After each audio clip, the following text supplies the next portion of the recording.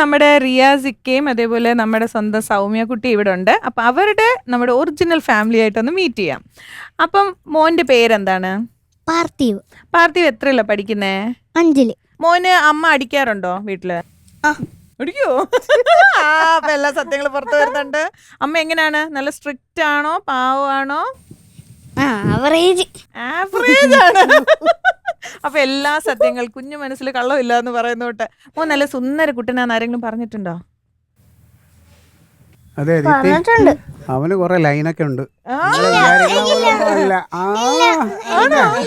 ആ പിള്ളേരല്ല അവന്റെ സൗന്ദര്യം കണ്ടിട്ടാണ് അവനെ പറയാ. ആണോ? ഇല്ല. പിന്നെ ഒന്നാമത് രോഹിണി നക്ഷത്രമാ, കൃഷ്ണനാ. അപ്പൊ ഞാൻ കൊറേ ഗേൾസ് ഇങ്ങനെ ഓടി വരും. ആണോ?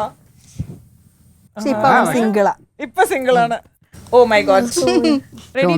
അക്സെപ്റ്റ് ചെയ്തിട്ടില്ല ഒന്നും. സിംഗിൾ റെഡി ടു മിംഗിൾ ആണോ?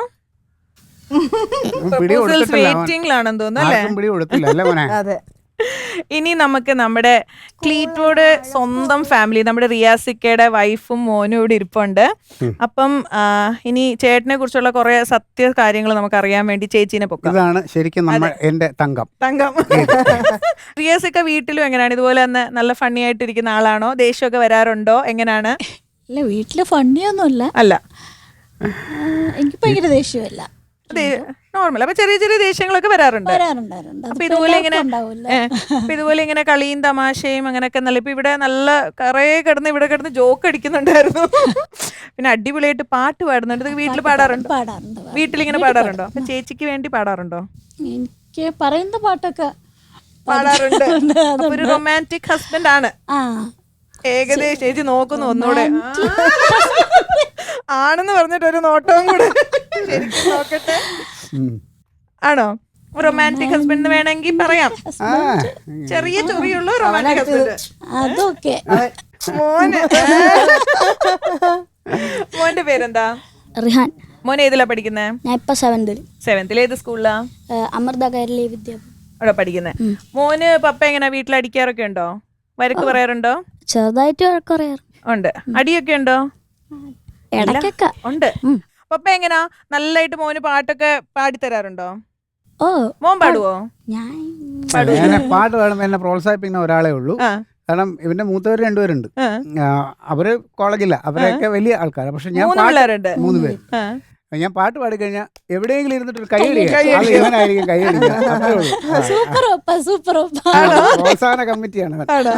അപ്പൊ അച്ഛനെ ഏറ്റവും കൂടുതൽ മോട്ടിവേറ്റ് ചെയ്യുന്ന ആളാണോ?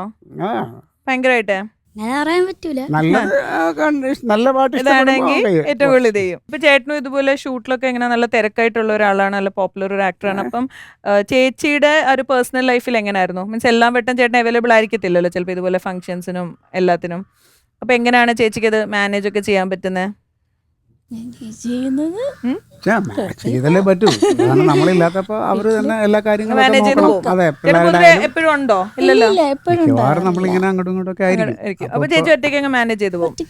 പിന്നെ മൂത്ത 2 പേരുണ്ട്. അപ്പൊ അവര് ഒരാള് ബികോം കഴിഞ്ഞു, ഡിഗ്രിക്ക് ജോയിൻ ചെയ്തു ഫസ്റ്റ് ഇയർ.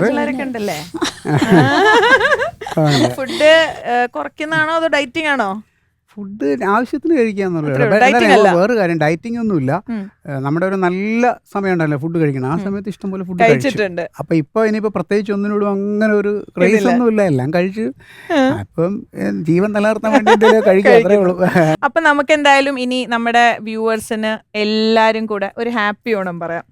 1, 2, 3 ഹാപ്പി ഓണം.